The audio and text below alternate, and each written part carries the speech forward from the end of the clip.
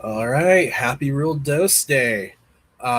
This is a cool holiday. This is the first time I know of it. I mean, July 22nd is Maria Sabina's birthday, but we don't really have an official holiday for it. So my friend over from Sanctuary, Eric Osborne, Sanctuary is a psychedelic church in Louisville. We had him on in the past, but he came up with the idea for a name, and like on this day we should macro and micro dose, just just kind of heal, be happy, pay homage to Maria and those who paved the way, such as the McKennas. And, this is just something he threw together. He streamed earlier on his own platform, and I wanted to stream today for a bit. And, so far it's just me flying solo, but I did post a link in the chat. So there's a few of you watching. So if you see it, feel free to join, keep me company. You know, we can have some enlightening conversations and all that jazz. Um, Maria, Maria Sabina. If you're not for, like, if you haven't heard of her, she's the instrumental figure in magic mushrooms. Honestly, if it wasn't for her, we probably wouldn't be. They probably wouldn't gain popularity. Probably for another 20 or so years. But she was a concordero, which is like a shaman, Mazatec in Oaxaca, and she's been performing these ceremonies for years. I mean, well before the 1950s. Then this author, amateur mycologist, R. Gordon Watson, came to Oaxaca just searching around for like mushrooms, and he came across Maria. And oh, hang on a sec, got a text. Maybe somebody's hopping on.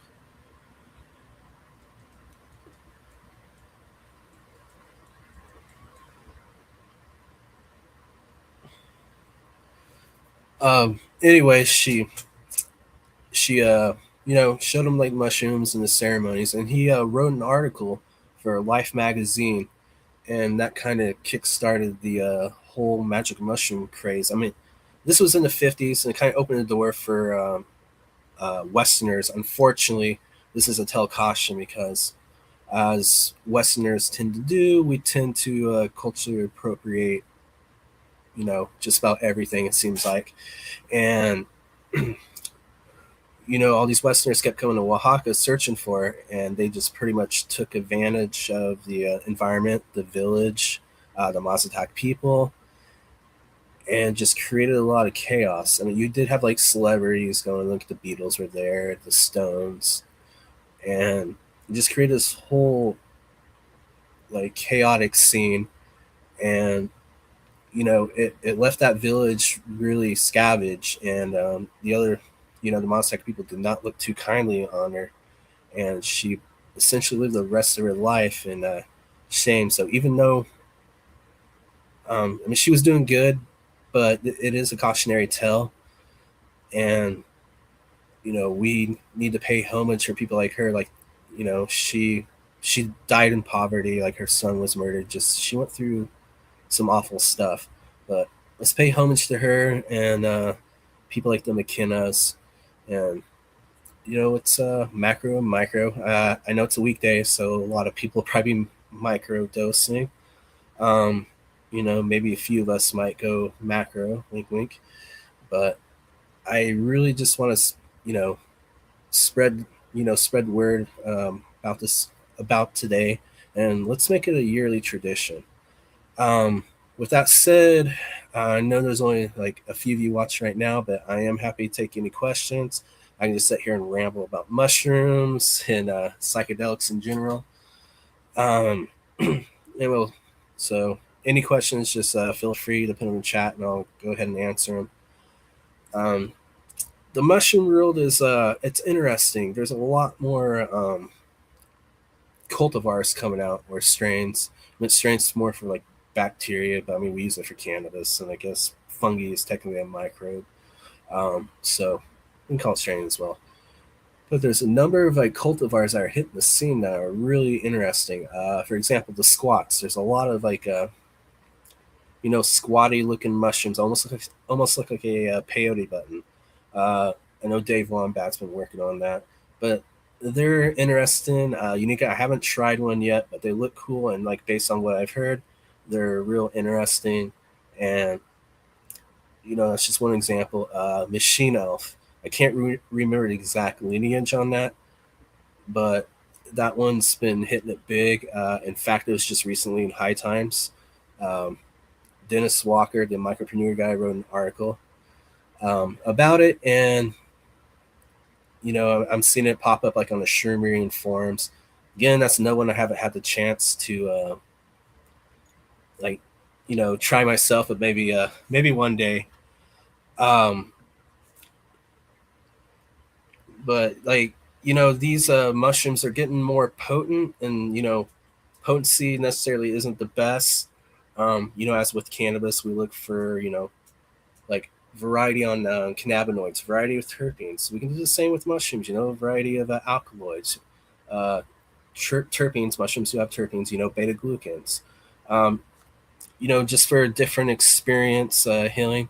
As I said numerous times before, there is a big difference between you know mushroom strains. For example, I dare anybody to try be positive, then like a month later try a tidal wave, and I guarantee you there's a big difference, and that's not just due to potency. With be positive, you're like, oh, the world's beautiful, everything's magical, and it is. The world is beautiful, the world is magical. Mushrooms do help us see the obvious. Then you go with tidal wave. Ooh, hang on a sec, I'm echoing here. Um, you try a tidal wave, and it's just yeah, you're on tidal wave. It's very visual. I mean, it's from a penis envy lineage, and ironically, it is a penis envy crossed with a B positive. But I mean, it's a tidal wave of just everything. It's very visual. I love it. It's one of my favorite strains of all time.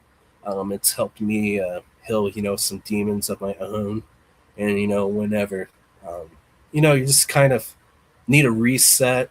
Because I mean, psychedelics are beautiful. They change you, but you do have to put in the work, and then life and kind of bears down on you situations. You just start getting a rut.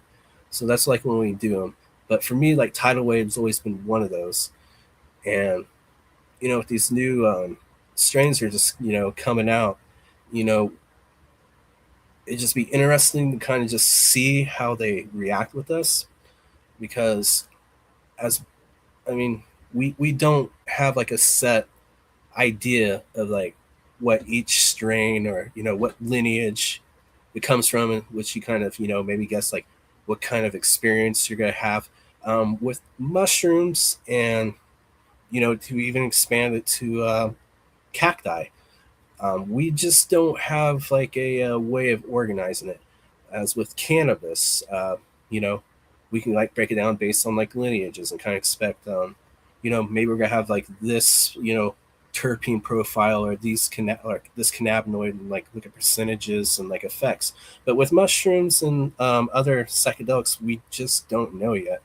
And I really kind of want to just gather like information and people, just so we can just put something together, because um, right now it's just like we're just guessing. And to go with like people that run like retreats or churches or therapeutic centers, the majority of these people aren't the majority of these people are just throwing them out. They don't know. I guarantee you, like the therapist or facilitators at most clinics, they don't know. They're just like, oh, hey, a mushroom, let's try it. In fact, they kind of like, not be too critical, but how many of these facilitators actually have, you know, gone on a journey? You know, yeah, I get it. You can go through like get your facilitator's license and stuff, but if you don't actually go on like a journey beforehand, I kind of equate it to a mechanic who doesn't know how to drive, or hell, if you want to get really like a male gynecologist. So I think education, organization, that part really is lacking. And I think we as a community can just kind of figure things out, so that we can kind of kickstart it even more. Um, because like back in day with cannabis, you just had like, oh hey, we got some Oaxacan, some Acapulco Gold, Santa Maria, it's like land races, like ties. I mean, yeah, you could tell like they have different effects, but there wasn't really a way of organizing it. As with now, there's breeding calculators and stuff. There's just all this stuff going on, and we don't have that with mushrooms or cacti. I mean, the world of San Pedro's and like torches, that's a whole world we um, haven't even like dive into. And mescaline is something that I think more people should get experience with. I mean, yeah, you trip for fucking ever, but it's a magical experience. You don't overdo it. I mean, of course, you have to do a lot, and there is nausea, but the experience is amazing. Um, so shrooms and cacti are like kind of two things I've been focused on, um, and we as a community just need a little bit more organization. Then we have like the synthetic stuff, like the 5-MeOs and DMAs. Yeah, I mean, which is like synthetics, which is the reason big pharma is like really into. I mean, hell, Eli Lilly, that giant fucking pharmacological company out of Indiana, they just bought, was it Beckley or whatever, for like billions of dollars, just so they could patent essentially. I don't know if it's 5-MeO like a synthetic version of it, or like an analog. I'm not for sure, but they're wanting it, and they're in with the FDA. FDA did consider like psychedelics like a breakthrough therapy, so it's only going to be a matter of time before you can go to your pharmacist and get that. But how therapeutic is it to natural psychedelics? There was a study that showed that natural psilocybin, like the whole of the mushroom, was more therapeutic than just synthetic psilocybin. And as we know with cannabis, there is the entourage effect. It's the same thing with mushrooms. Um, there was Marinol in like the 80s that came out, synthetic THC. Yeah, it sucked, which is why people, lean more towards flower. It's going to be the same way with mushrooms. Unfortunately, right now, it's expensive as fuck. $1,000 per session. It's like $10 to grow the mushrooms. Um, so we need to take care of that with like healthcare. I mean, you go to like churches and stuff, it's cheaper. Or if you're in Colorado, it's decriminalized. Maybe explore some friends, or do it the old fashioned way. Just kind of do it. See here. I think we got a question. Oh, hang on. 2009. Okay. All right. I've been growing in San Pedro for a while, which it's legal to grow. um, just when you synthesize it, then that. But I mean, I haven't done mescaline in quite a while. I would really like to kind of go like to the middle of the desert with like a group and trip on it, watch the sunset, or never had really like an experience like The Simpsons. There was one episode of Simpsons where like Homer's tripping on peyote and finds a spirit animal. To me, that was like more of a DMT thing.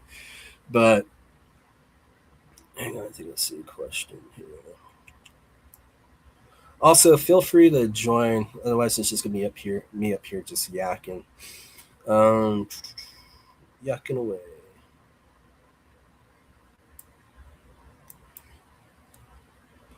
Do you find different effects from wild outdoor ovoids, compared to indoor cultivated strains?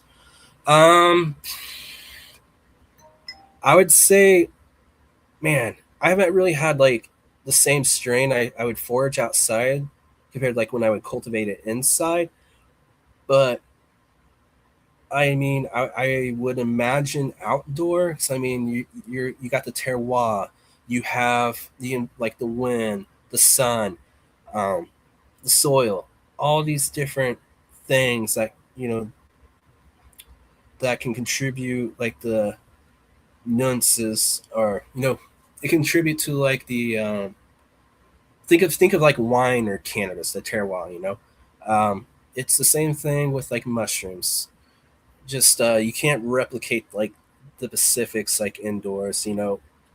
you're gonna grow it like on cocoa core, and kind of, maybe give it a little bit of light so it goes straight, so it's like kind of growing in the same environments, just in everybody's closet.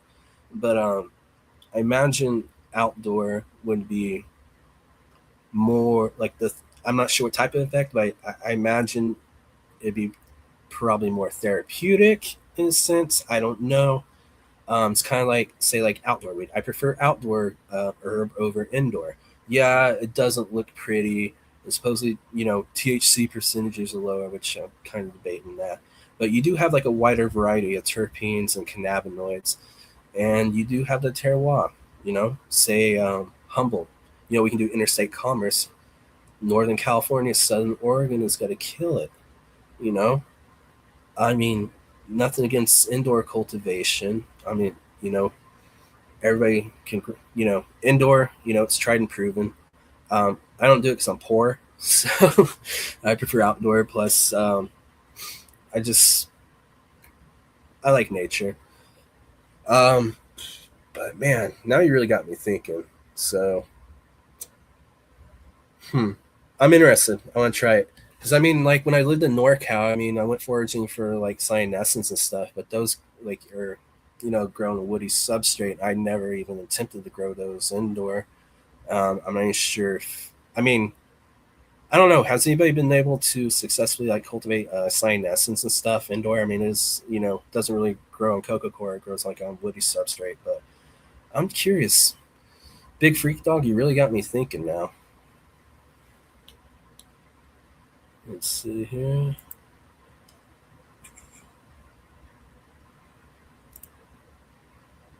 Mushrooms taught me to manifest reality as a construct of your consciousness so you can reprogram your reality. Could not say it any better, man. Could not say it any better.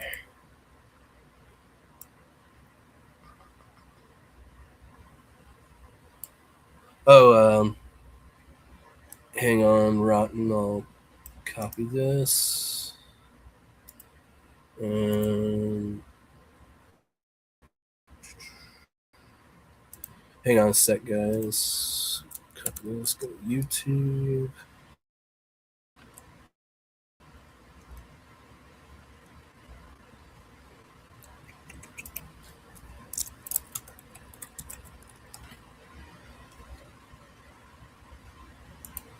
Aha. Here we go.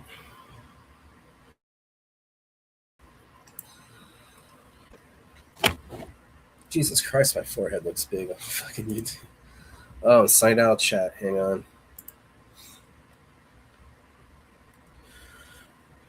And also, it is real dose day, but it's also hang on a sec. It's also been 1 year since the Prince of Darkness has left us, and so it's kind of somber, sweet at the same time. We can celebrate. Hang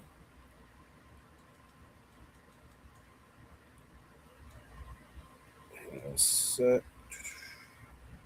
So, guys, sign in the chat here. So, 3514. There we go. All right, I'll post this link here.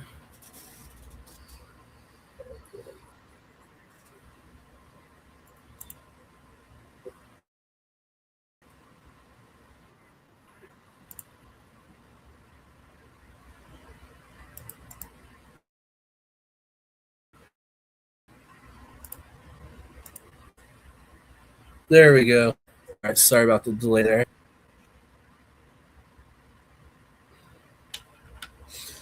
Um, go back to Ozzy. It's been 1 year since he's left us, so wear my Black Sabbath shirt. So God bless Ozzy Osbourne, and God bless Maria Sabina, and God bless Terrence and Dennis McKenna. Um, so what kind of mushrooms y'all prefer? Like, what are some of your favorite strains? Like I said, one of my favorites is Tidal Wave. There is Enigma, which is the mutation of like Tidal Wave, like it looks like a sponge. Those you gotta be careful with. They're pretty potent, as I found out not too long ago. A few grams sent me to the atmosphere. So be careful with those. But man, it was a trip. It was almost like, say, like, DMT almost. I mean, because I mean, when you look at the molecules, like DMT and psilocybin aren't too far away from each other.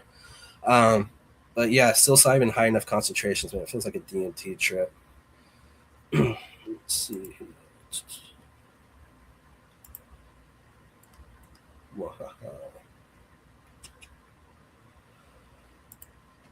um, let's see. Um, but yes, let's celebrate this beautiful day. It's the first I know of. Eric Osborne Sanctuary kind of came with the idea. Fortunately, he couldn't be on tonight, and I was gonna have him on last week, but he was some travel issues and stuff. So it was like one of those things. But let's talk about the healing aspects of psychedelics, especially psilocybin. Um, Not to, like, you know put all my stuff on y'all, but psilocybin was instrumental in kind of, I did have substance abuse problems back in the day, especially with alcohol and speed, Adderall, Coke, all that. And I was kind of heading down like a dark path. I mean, I did play with psychedelics like when I was younger. And I just kind of, went my own way.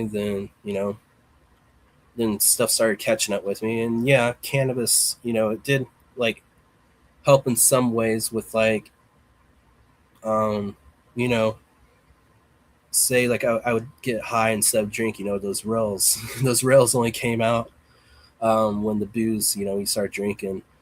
But it was just I I always would kind of drink, and like the way I got over like drinking, because I mean I knew I needed to stop because it was just wrecking like friendships and relationships and stuff. And don't ever be afraid to admit that you have a problem. There's nothing wrong with admitting it. Nothing wrong with asking for help. um and therapy wasn't really kind of working. So um I mean, I never got any legal problems, thank God. It was just more like, what the fuck am I doing with my life type of moment. But I leaned towards psychedelics, and that really helped me, especially psilocybin. um just like, since it's a bit more introspective, I'd be out there just kind of going through my head, and you're like, hey man, you're really hurting people you care about. Maybe you should kind of just slow down a bit. And there's always that voice there that was saying like, hey, it's gonna be okay. Everybody deserves forgiveness. Like, everybody deserves forgiveness. Love conquers all.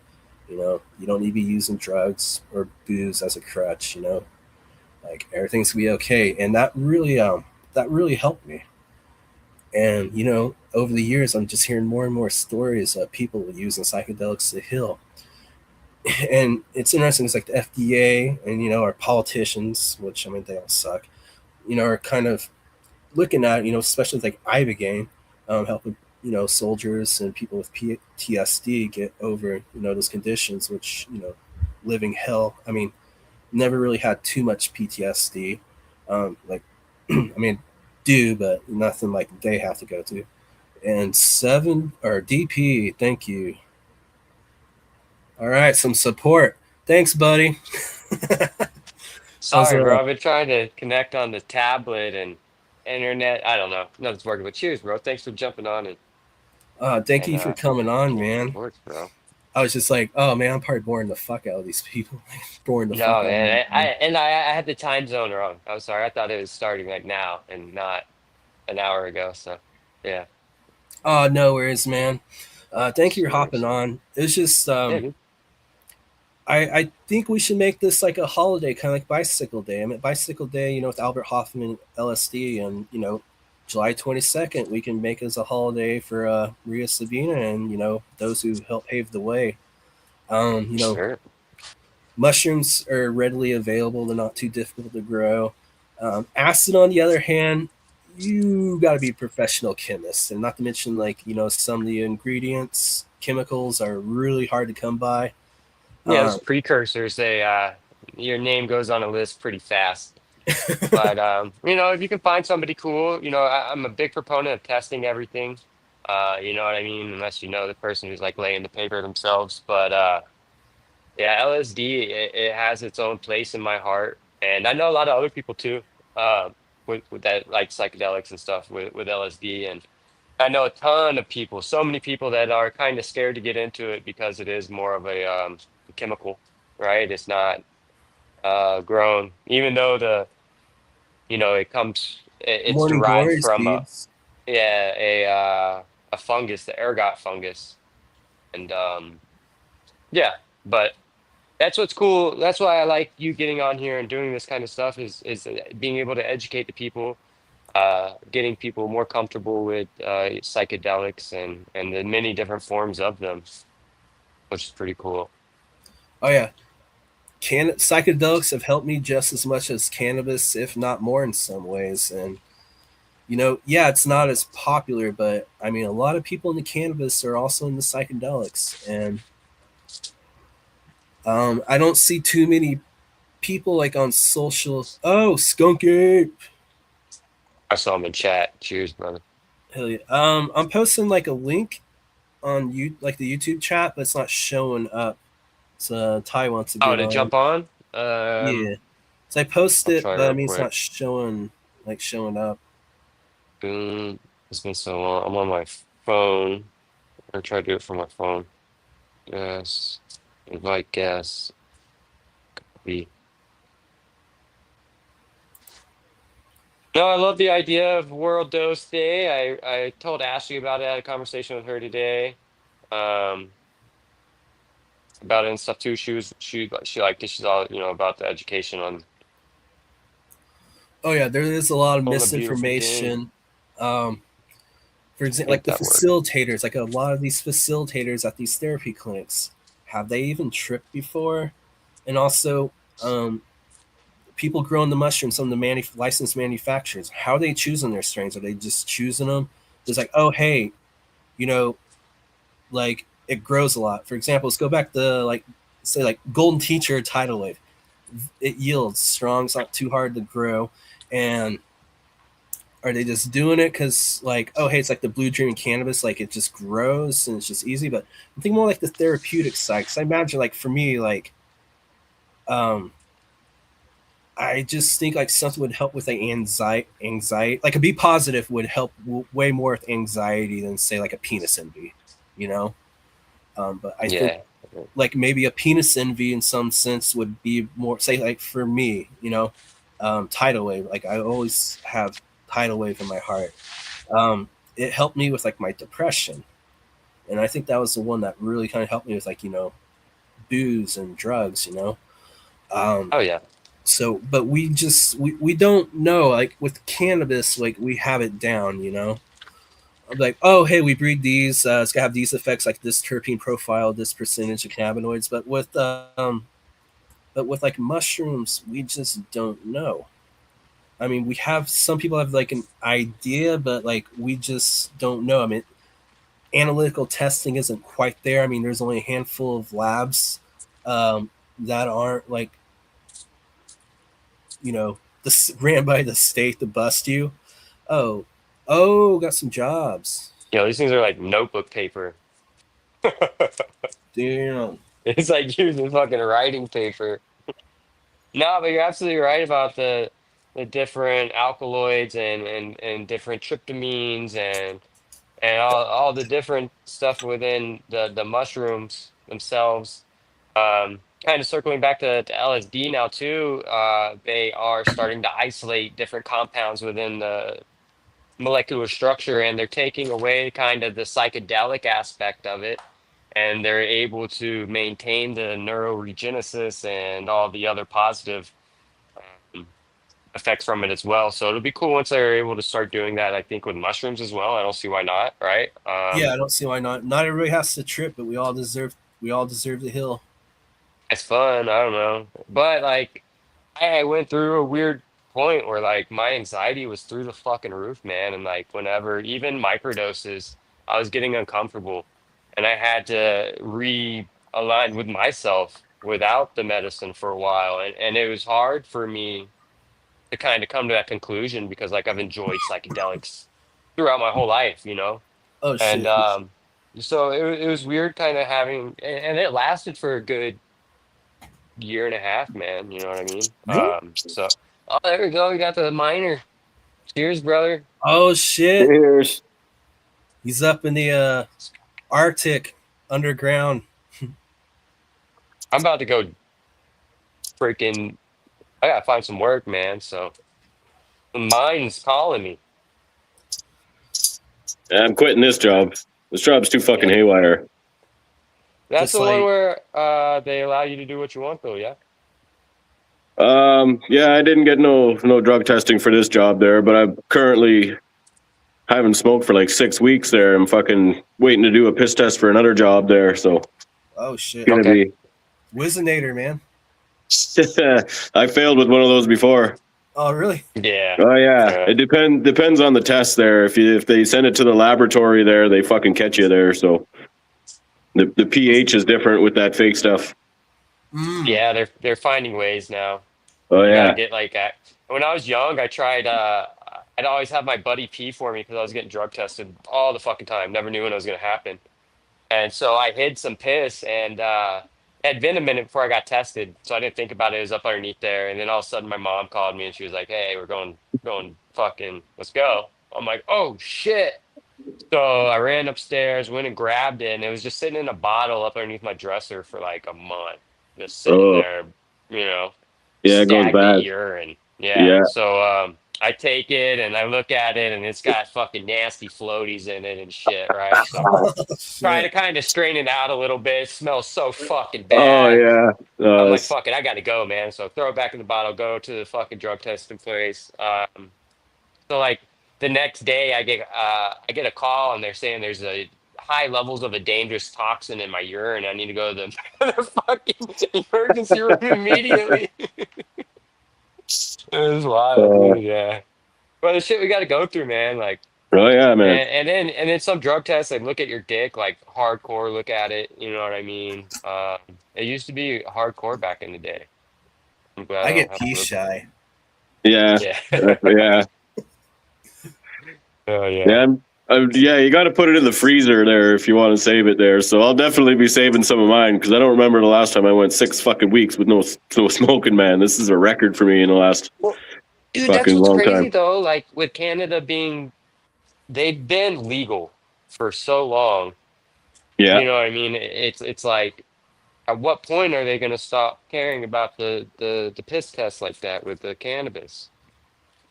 Yeah, well, some places you're allowed to have like 50 nanograms per milliliter, which is like after a week I can piss clean, but some is 15 and it takes like 3 4 weeks there with a flush kit even. So Yeah, man. yeah, this is the first because I keep a big stack of those home kits there and it tells you 15, 50, like 200, whatever. Oh, really? Yeah, so you can tell exactly where you are. This is the first time I've ever been able to pass one without a flush kit. Damn. Well, good for you, brother. Thank you. I've never had to take a drug test. Well, Yeah, that's depending on how wild. you look at it, I passed them all. Hell yeah. But We're gonna go on mute here for a second. It's gonna get loud.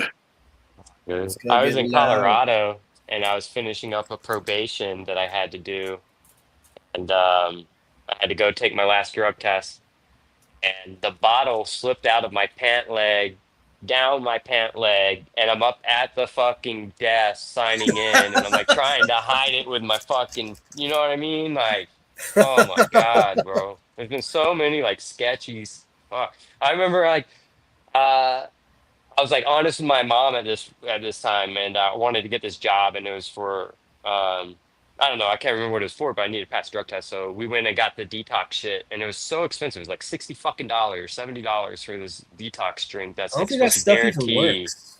And dude, I threw it all up. I couldn't hold it down. Like you have to Ooh. drink it, this nasty fucking thing, and then you have to fill the bottle up 3 times and chug that with water and like. Dude, I couldn't fucking do it. I was yakking everywhere. My mom was like, "You better keep that shit fucking down." Oh, man. It's like I'd rather down a whole bottle of jizz and drink this shit. Oh But damn. that's why like I'm big behind the education on drugs. You know what I mean? Because I think the more people know, the less scared they'll be, and people won't have to go through these traumatic experiences just to use something that's helping them cope with this fucking chaotic world. And not everybody's, built the same upstairs and have a little bit harder time with these and that. And if a plant fucking helps or something helps, like who's another man to say no, you can't do that? Exactly, It's man. just it's silly to me, especially when there's so many things that cause direct harm that are quote unquote legal, and are pushed towards you. I just recently started seeing a psychiatrist again, and like the amount of medication he tried to get me to take was fucking scary. And especially with like my past with these types of medications and stuff like that, and how willing they are just to throw you on some really hard fucking shit is scary. You know what I mean? It's just, yeah. Yeah, they tried to give me some fucking pills for anxiety there because a fella got killed here, like right beside me there when I was like underground here. So Oh that's sh- why I'm quitting this fucking job. It's too fucking dangerous here. But yeah, Uh, so they dude. tried to I give me some fucking anxiety shit there, and they said it takes like 2 or 3 weeks for it to even kick in. And I was like, yeah, you know what? Fuck, never mind, man. If it doesn't work, like, if I can't just take it and have an effect right away, like if it, like, I don't really like the idea of it having to build up in my system for fucking 2 or 3 weeks before it does anything. I just fucking yeah, passed man. on that. not to mention, man, it was like Chris Cornell. He didn't take his anti-anxiety meds and he ended up killing himself. Like there's a lot of side effects. Like say like you wean off of them. Some bad shit can happen. It's like Yeah, you do some shrooms, yeah, it really happens. You know, it's then not to Ain't mention like some benzos and all that shit. You know, yeah. Benzos, man, yeah. I think everything kind of has a place, but it's so many of these people are on these things long term, and a lot of these things aren't made to be long term, especially like these oh mental no, health type of medications. It's supposed to help you get past a little hump, you're having a hard time. And that's why I think like ketamine therapy is doing well for people. That's why I yeah, think because it changes your brain structure to where you're not overthinking, you're not always consumed by your thoughts, and it can give you a little bit of positivity when you've been dwelling in fear and anxiety and depression for fucking however many months it's been. Like it can be very helpful, but you know uh, it's so highly stigmatized, and there's just not enough information out there and education out there. see, ketamine that's legal in all 50 states. Yeah. Yeah, I believe so now. Yeah. I've been looking into it. I was thinking about doing. I know a couple of gromies that did it and had some really really good results. I do have kind of addictive personality, so I've seen people kind of have to go to detox and stuff like that as well. So I think it's just kind of your intention behind it and why you're using it, how you're using it, your honesty behind it. You're not lying to people about your dosage. You're not lying about, that kind of stuff. I think, and that can be hard if you don't have a good support system for sure. I think, Oh yeah. uh, Uh, I've never used ketamine for therapy. I used it recreationally, like way back during I think that's college. therapy too, bro. Oh Like we no, say, not we I say would do Welsh and I recreation. would mix it with cocaine. Oh, well, yeah. I mean, dude, honestly, like, I mean, cocaine, like any type of recreational activity, you know what I mean? Like, if you're having a good time and you're not having negative consequences and stuff like that, I don't know. It's hard for people to become functional cocaine users. You know what I mean? Like it gets out of hand quick, which I'm sure anybody who's done it in the past understands that. been there. I'm Hey trying to Ty, think. is Last ketamine time I legal in did it, yeah. Canada? What's Fuck, that? dude. Is ketamine legal in Canada? I don't know. I'm not sure. Haven't tried it since I was a kid. It, I'll wait, tell you psycho. though, like, I'll go ahead. Oh no, I was thinking like psychedelics. Is that are they decriminalized in Vancouver? Is that Well, I know they They say, sell them at the stores there, but I'm pretty sure it's still illegal where I'm at. mm. So ketamine when you were a kid, were you a rowdy kid? Oh well, I dabbled in a few things. Same here, Yeah, man. man. I think I've Yeah. tried everything. It's no, I take it back. I haven't tried mescaline yet, and it's on. The lady who does the ayahuasca ceremonies over here. I met this lady. She's Oh awesome. And she does mescaline ceremonies as well. So that'll be man, cool. mescaline lasts forever. So they're not like macroing it, right? They're Mm. microing it. They get the hydrochloride powder, and they just do kind of small doses through the night. And there's music and good intention, little ceremony things that they do and stuff. I don't know, it sounded pretty cool. Um, But this lady does DMT ceremonies too, but she does it to where Oh, she mixes the non-psychedelic aspects of ayahuasca into the DMT to kind of do like a synergistic type of thing. I don't yeah. know. I gotta talk to her again. Um, Interesting. but it's really freaking cool. My this year, my kind of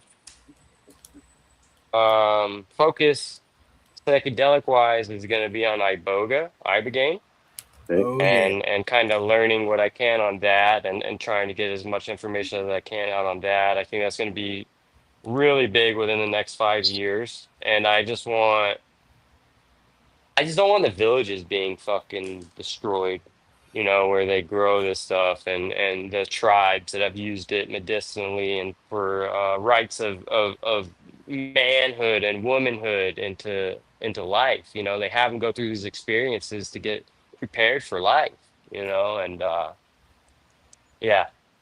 You know what happened to Maria Sabina? Westerners tend to come in and just take advantage of everything. You know? And fortunate kind of it's starting to happen in Gabon too. But hopefully, hopefully we can change that. But with the ibogaine, Yeah. is it just intravenous, or can you smoke it, or how's that work? So I No, always see it's like the a IV.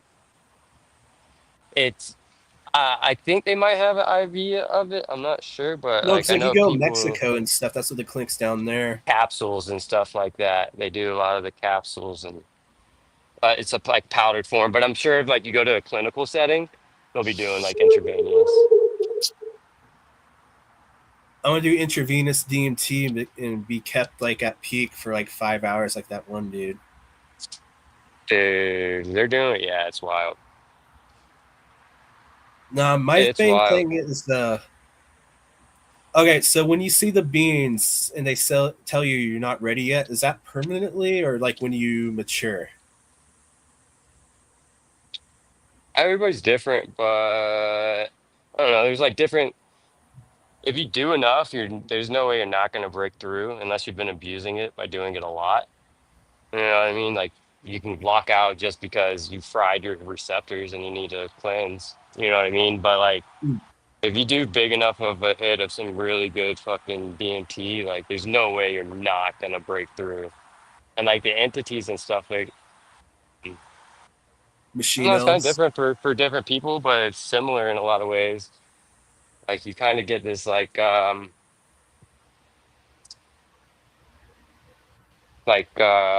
you're starting to break through, it's like a whine. It's like, and so like if you hear a noise, like I heard a Oh yeah. cat meowing right when I started to break through on this one, and so I just heard the cat like,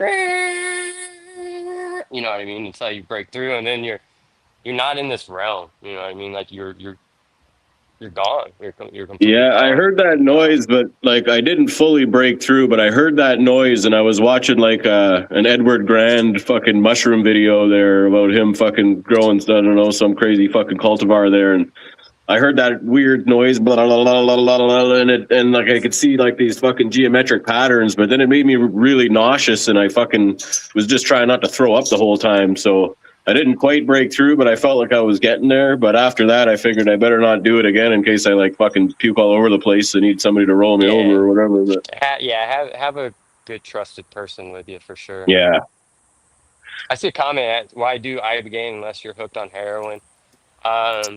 a lot of people are using ibogaine to help reset their opiate receptors. You don't have withdrawal anymore when you're done with it, which is amazing.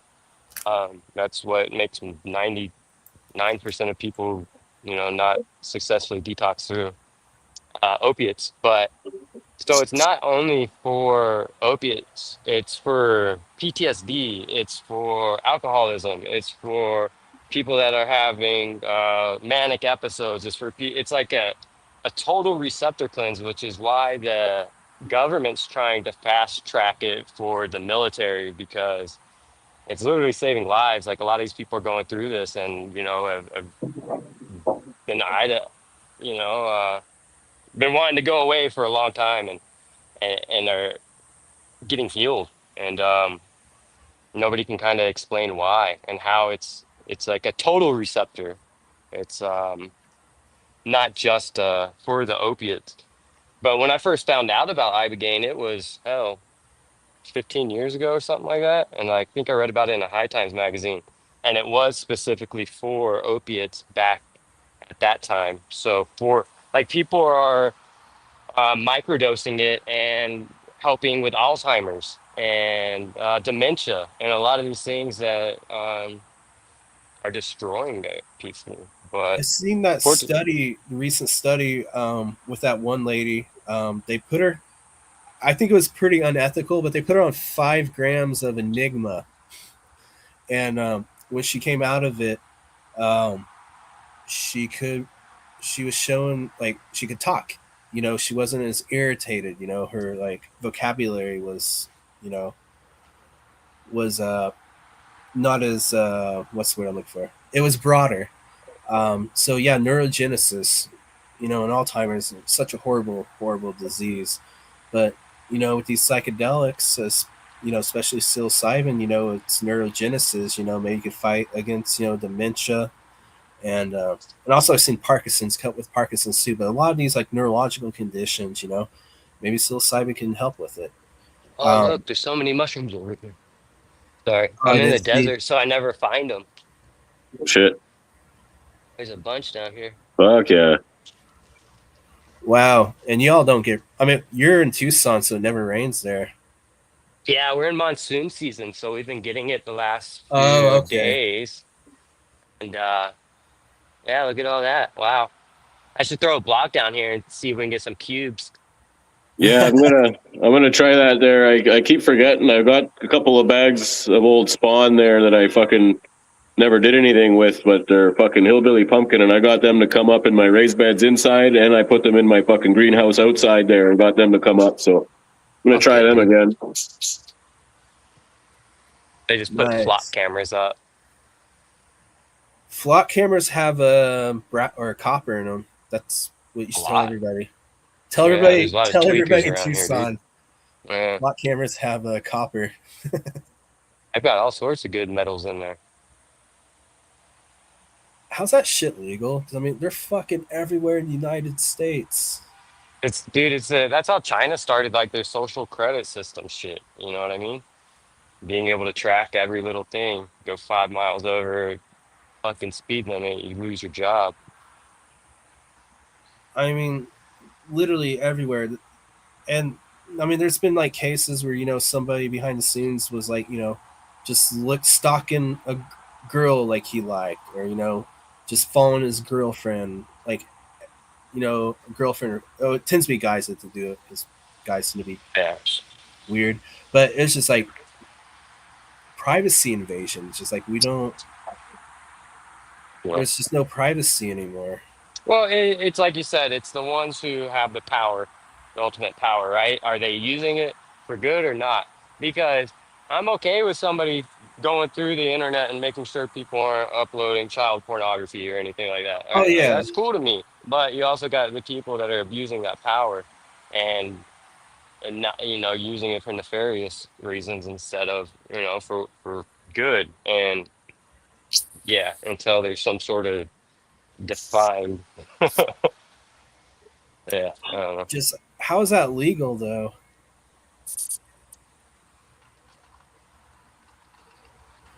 Justice system today is something else.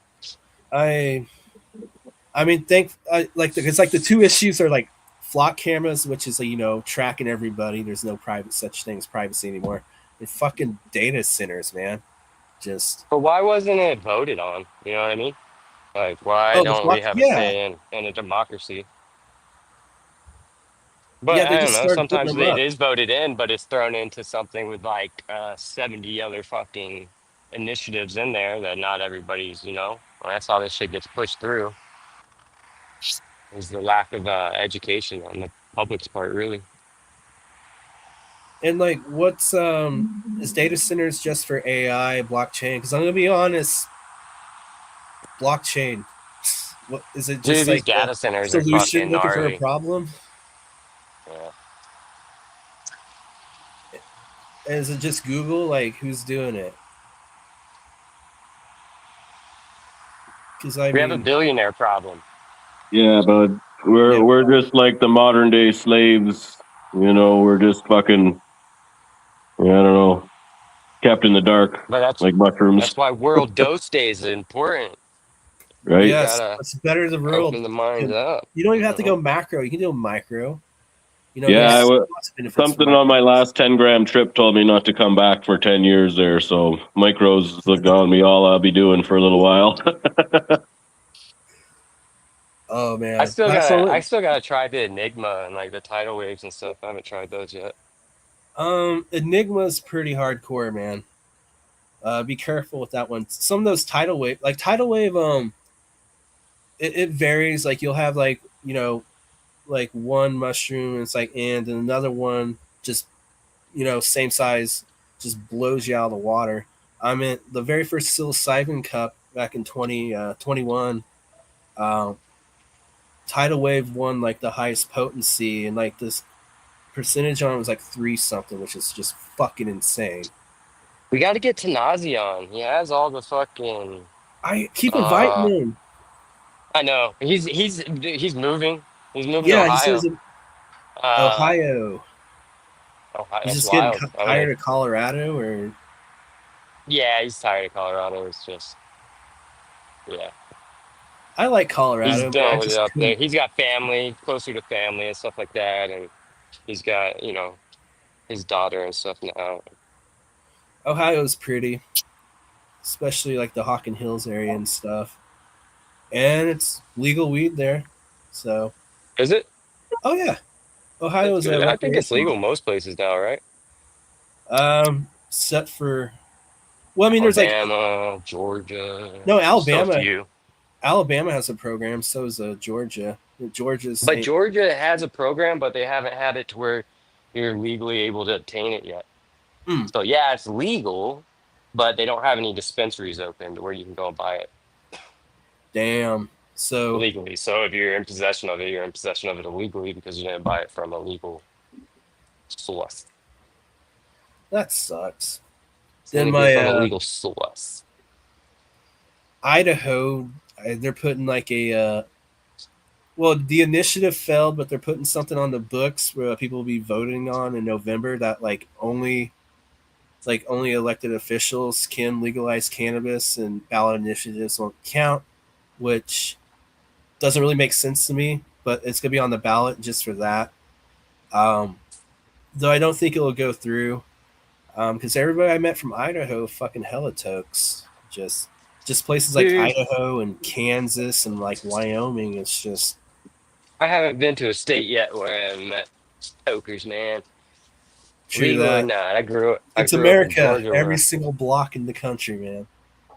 and it's Same as so crazy Canada. because I mean it's like nationwide. Yeah, especially back in the day, I don't know. People don't I don't know, I guess people that grew up in like California where it's been legal forever and stuff like that, like they don't have to be scared of like hitting the bowl only two times, like a one hitter twice in a fucking hotel room or something, and you're scared for the next 2 hours because it smells, like yeah, California different has times. its all right.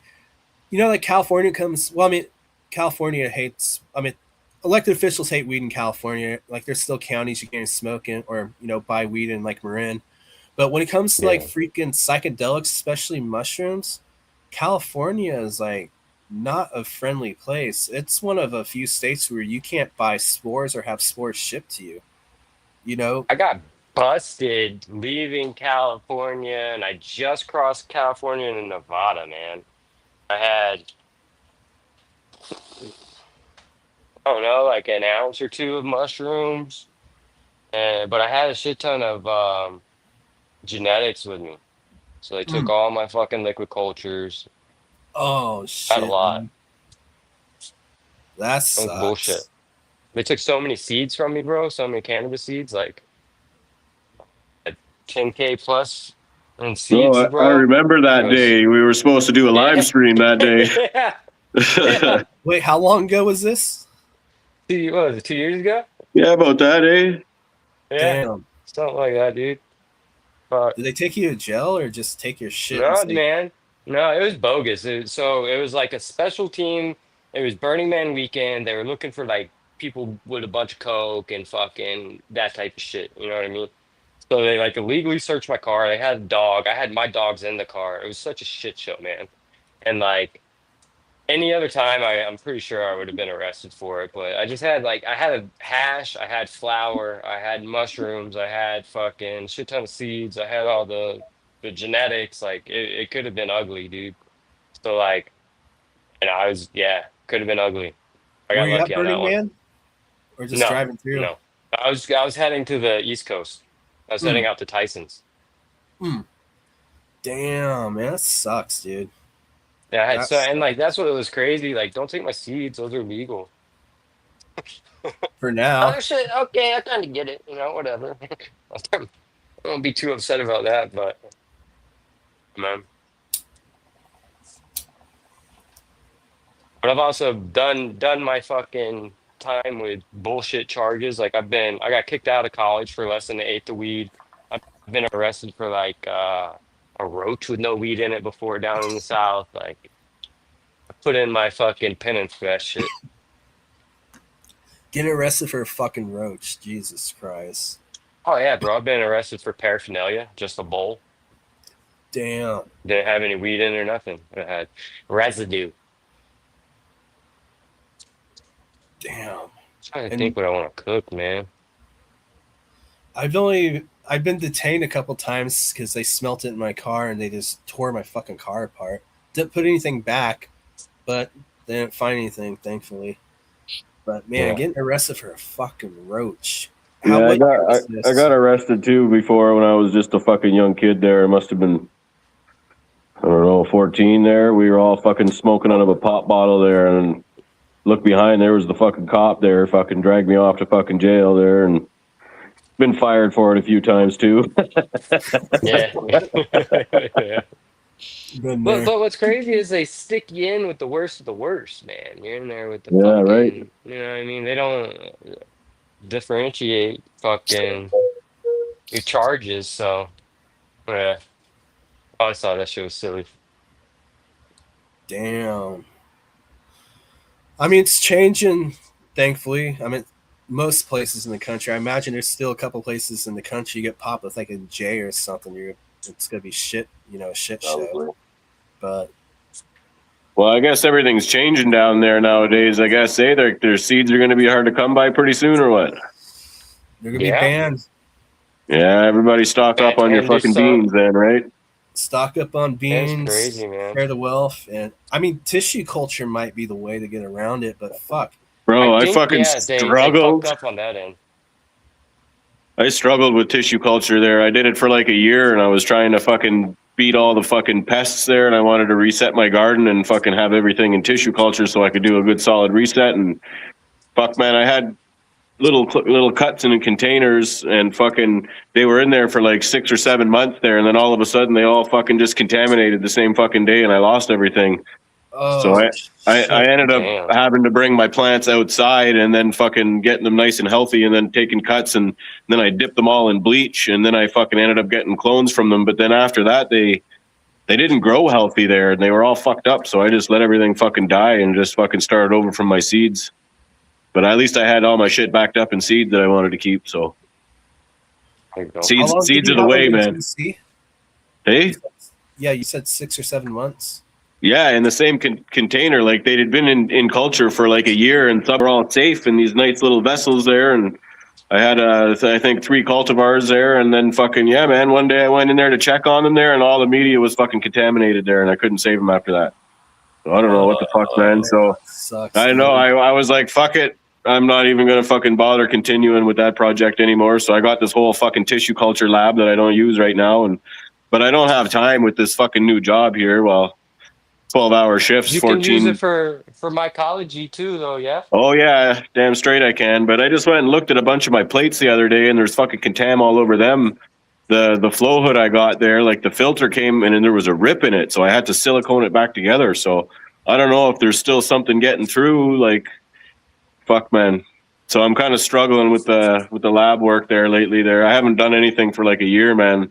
Ever since I got this Yeah. job, I just been struggling to keep my gardens and fucking cultures and everything alive. So I just stopped focusing on it so much because I was just burning so much energy trying to keep everything alive on my 2 weeks off.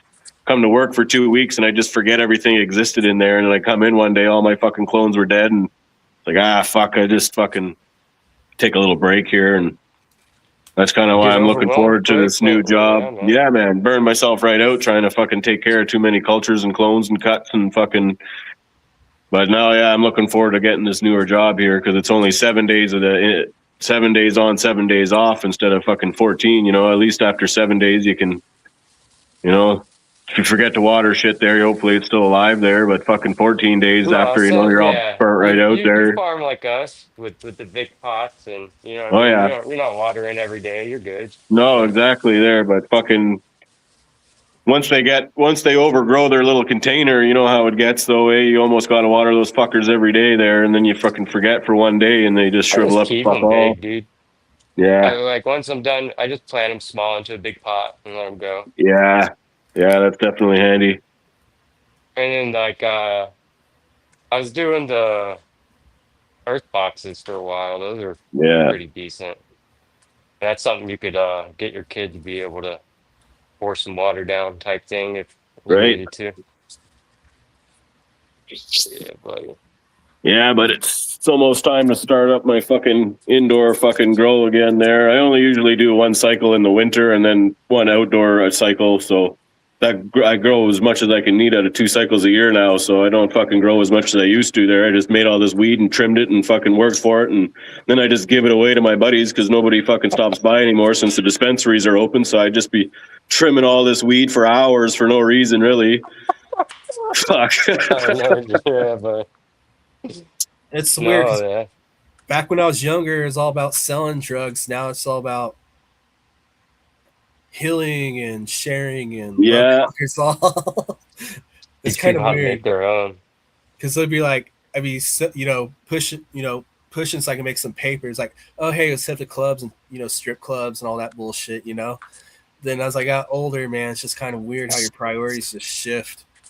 I dated a stripper for a while, so like, you know, Did he I got, meet her and in the I champagne dated when room? I was young, so like, it ruined the lore of stripping for me. I guess I don't know. Funny, my mom was like, "They're all lesbians anyways. They just want your money." OSHA in the house. OSHA, I don't know if it's because he's a occupational safety. What is health it? authority. Yeah, OSHA violations. I remember I'm one good at time. those. Oh yeah.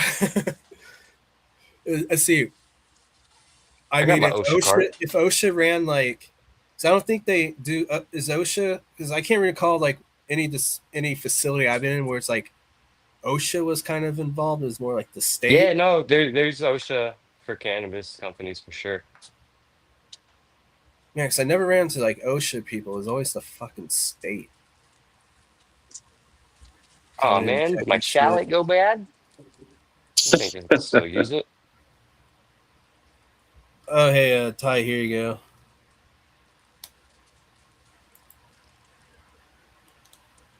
Oh, yeah. What's that, like World one of Dose the Day. whoa, a UV light? Yeah, I do have a fucking UV light there. I don't know if I can get it in there, but I can definitely set it in front of the fucking filter because I got like I always plastic wondered what the over top of it, efficacy of kind of. those So were. should be able to get that thing in there and just let it sit there for a while, a couple days, and so. Well, I never What's the had to use efficacy you. of those things? What, the Like, UV? however they work. Yeah. Um, I never really. I mean, I used. I mean, like when I work in microbiology labs, I mean, I would use UV, but it wasn't like a UVA, UVB. It was UVC, which UV cancer. But I mean, I doubt you'd be putting that like on a HEPA filter, out in the open. But I mean, I had Right, like right.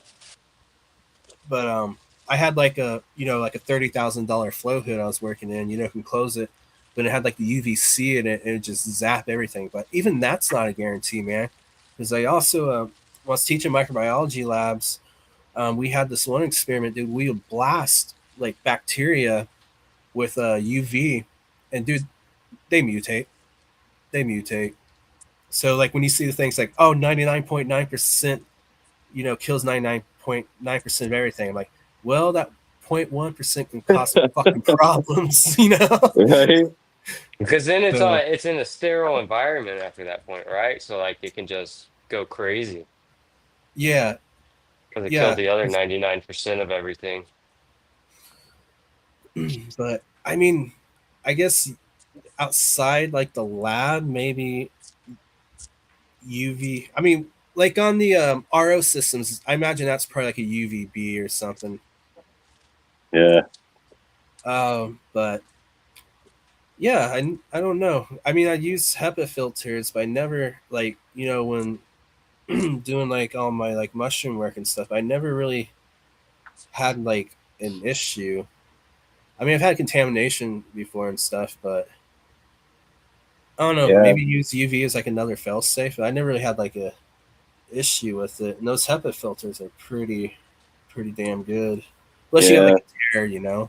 Well, that's what happened. Like the filter came torn, and they wouldn't take it back. They wouldn't give me my money back or fuck all, man. So I had to just plug it up with silicone where it was ripped, and then I just tried to do the work.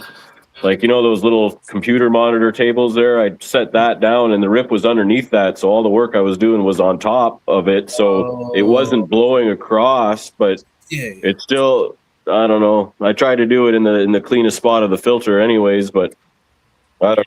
I still seem to have some fucking issues with it, but I'm gonna have to try again eventually. There, when I get more time on my hands, there, maybe in the middle of the winter when it's fucking got less going on there. I've been doing a little bit of woodworking these days, trying to figure out how to build stuff out of logs and shit. There, Man, last time I saw you on here, you were doing the tennising and all that shit, man. The fitting the joints together. yeah, yeah. Super cool, man. It's been a Oh good time shit. there. Oh You shit. got it? You can add it? Decent. Yo, Cheers. Cheers, man. Cheers. going I don't on, think I guys? met you before, Creekside. What's up, man? Hey, what's going on, man? My name is Josh.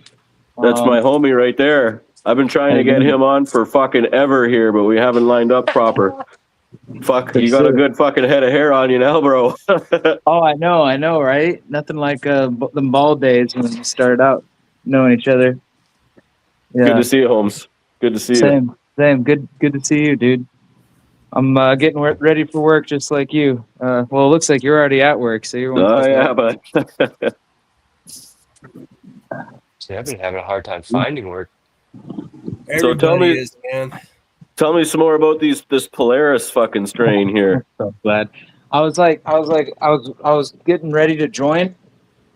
But then I was like, nah, I'll do it on my walk, like when I'm walking. And then I decided to just join right now because I'm in, I'm next to my lab, so I'm able to show you guys Fuck yeah. everything. Fuck yeah. But Can you blow his screen up, James? Oh yeah, let Sorry, me I'm see if on I the can. phone. It won't yeah. let it Oh, do it on it. there we go. Oh, he froze up a little bit. No worries. Oh, there we go. Cool. Bam. So Oh, basically, this is what I'm sending you, my fellow scientist. fucking right, bro. So it's like a little thing of grain. It's a publication. Oh, hey Josh, can you turn your phone sideways? Wait, like that? Oh no, so we can get like the takes up the full screen. Oh,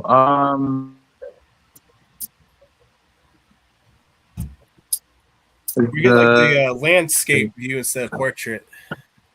I might have screen lock on. better? I don't have the app. Maybe I'm. Oh yeah, right. Hold on, one sec. Let me see. Unportrify this. All right, let's see. Huh? Oh, Did that Oh, do there we there we anything? go. go. There we go. Gang, gang. All right, Gang, gang. perfect. Gang, gang. So yeah, this has my application on it, the .gov. It's got the mushroom observer original find. Basically says for my property only a compliant possession modified scientific tools. And these are the freaking rules, man. You just let that rock, and yeah, man, it's gonna be the shit. And so I have a I can show you right here. So So what was I'm that sorry, again? I'm Sorry, I gonna. missed it. It broke up a little bit. I missed exactly what it was. It's a little grain baggie full of myceliated grains that has this unique strain of Penoleus tentaculus that produces like an abundant more sclerotia than the normal strain of Penoleus tentaculus. Um, Nice. Oh yeah. yeah.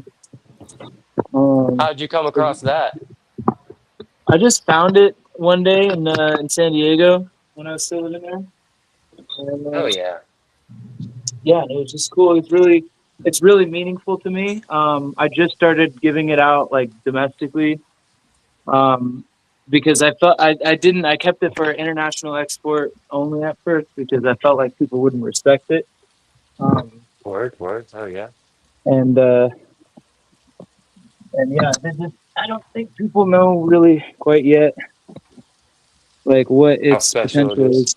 Yeah, like this is the regular like strain that I inoculated a few months back, and um, I actually found this one here in Vegas, um, and But it's producing sclerotia, but not nearly as abundant as the Polaris strain. I had a side by side, and it was just wicked, man. that's where you're at. You're out in Vegas. Yeah. Oh yeah. I'm right. I'm down in Tucson. Oh, for real? Cool, man. Yeah, so I've only been down here about a year and a half, and I was up in the Northeast before, and like the mycology out there was so amazing. You go foraging for, whatever you want out in the woods, and it was just an abundance of mycology. And I got Yeah. down here, and it's like, whoa, what's going on? Yeah, it's And so it's cool learning about like the desert mushrooms down here, and the environments that they grow in are just absolutely insane. definitely. Um, let's be a little peyote grow for now. Peyote. So, So yeah. why peyote over like San Pedro? Is it just because like the buttons are smaller? Oh, never mind. All right, you're just doing all of it. Fuck yeah. Yeah. And then there's another little. You guys were talking about filters when I first popped on. Oh yeah, HEPA filters. Ah, for sure. Um, is there a problem? Like I said, Sure. Ty's has like a cut in his, and he's having some contamination issues.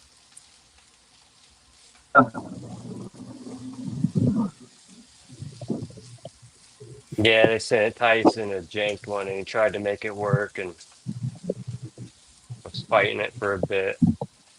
I've made some ghetto box fan filters. You know what I mean? Just get some HEPAs and double tape them on there, and Oh yeah, that's all. That's what that is in the black plastic wrap. yeah, there you go. Oh, but here, let's get a better look at these first before I show you Ooh, guys the other looking here. oddities. Now that I got the light. Um, but yeah, so all this little all the little stuff in there. That's sclerotia. You know, that's like Now, what is sclerotia? Is that like a so it's like magic truffles. Okay, yeah, it's the truffles. That's so Yeah, cool, Yeah. man, because it's the I've bottom been of the called to mushroom. those. Yeah, that's so cool. And so you just put them Fucking in the dark and it grow. How long does it take to form like a decent sized truffle? I would say I've been um fascinated by them for years, man, and just never really got into them, but I've been wanting to. So it's cool that you're doing it. So sorry, well I'm a nerd out. nice. yeah, No, yeah, nerd out, man. That's why I hopped on. I figured it's a safe place to nerd out. damn Yeah, right. Um, brother. Thank you. but yeah. So basically, I figured out that Panoleus sintiquus grows about twice as fast, 2 to 3 times as fast as the psilocybe truffle producers. Um, so the that's all well and fine, but this is the Las Vegas strain. You know, this really isn't Cool. like this is cool. Yeah, there's a bunch of sclerotia in there, but imagine this times fucking 10, dude. Like this whole Right. jar just rocked up, and that's what the Well, Polaris strains do. Is they The coolest thing I think about that is like if the cops pulled you over, like what happened to you, DP, they wouldn't know what the fuck that bag of fucking pearls was at all. I had a bag exactly, of bro. inoculated fucking. It's crazy. Damn. And they're not as and they're not gonna keep their freaking even if they do find it or whatever, they're not gonna keep it, you know, as Yeah. evidence. They're not that organized. Um So how long does it take you kind of from initial inoculation to harvest? it, I hear what you're saying is different between the species of them and stuff like that, but uh yeah. probably like a month and a half. Okay. That's quicker than I thought.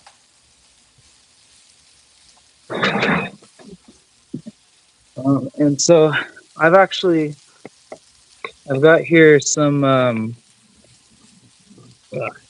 hold on, I'm trying to find the right angle for all this.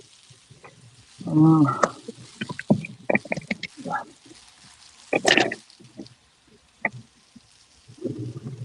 so this is the dried sclerotia.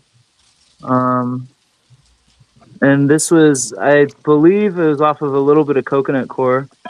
Um, the label says suberuginosa. Pay no mind to that. Not what it is. But yeah, these pearls. Let's see, 2, 5. I probably inoculated that on January the 11th, and so I harvested. So like inoculating like grain to substrate, to coconut core substrate on like the 11th of uh of January, and yeah, so probably I don't know when I harvested that, probably a month after, but um yeah, okay, this one. So this is Polaris sent uh let's see, on 7/11, right? I put it to buffalo chip, and now I don't know if I'm gonna be open to eating any of these, you know, sclerosized buffalo poop. But I might. Okay. Yeah. but but I might because I think they're very sacred, and yeah, and Right. I found this species or I found this strain because like I don't know, man, like I feel like I deserved it, bro. Like Right it was on. like yeah, you know, I was They asking come for you, everybody right? for the what? they come to you, you know. Sometimes you come across things and are Josh comes across all kinds of things there. This is the wild hunter extraordinaire, man. Like, you cultivate so many things that you find on the side of the road, out in the fields, out in the fucking that's so mountains. Like, cool. it's badass, man. Like, are you still working with the Gymnopolis? Thanks, man. Yeah, actually, matter of fact, can I show you a little bit of the Gymnopolis? Definitely, bro. All right, for What sure. is Oh, that? I got a quick question, man. Yo, Um, you're growing like the sclerotia. Does it fruit? I haven't got it to fruit yet, but I have a fruiting setup where I'm going to. So that is the that is my most recent tray Hmm. um, of the Polaris, and I'm using buffalo shit as a substrate. Um, but I haven't really been Is it successful wild fruiting source? it. Yeah, Fuck yeah. so they're a little bit finicky, I suppose, and I've tried to fruit them out like pan cyans, but as we know, the difference in fruiting requirements from one species to the next can vary drastically, even within the same genus. So Like wavy caps. Like wavy caps. Is it possible to like cultivate those like indoors? Or is it just you got forage forms? I never tried it, but I know they grow like on a woody substrate. So what if yeah, it's like one of those type of deals where it's just really freaking hard to cultivate indoors? yeah, I haven't got those to fruit out, but I've got them to colonize plenty. Like there's a sorry, I don't know if you can see that on this side. This um, I have those freaking. Sorry, man. Let me get you off topic. I was just like curious. It's like No, sclerotia. no, dude, no worries, dude. Don't be sorry. It's all copacetic, man. So yeah, this is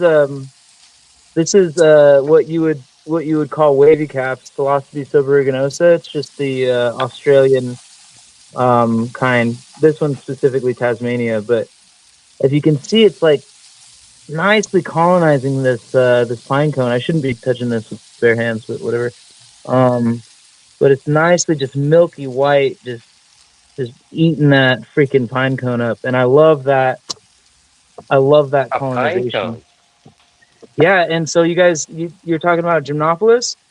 So this is Gymnopolis. It looks a little different, mycelium, than the suburiginosa. It's not as milky, but this is Gymnopolis colonizing a pine cone.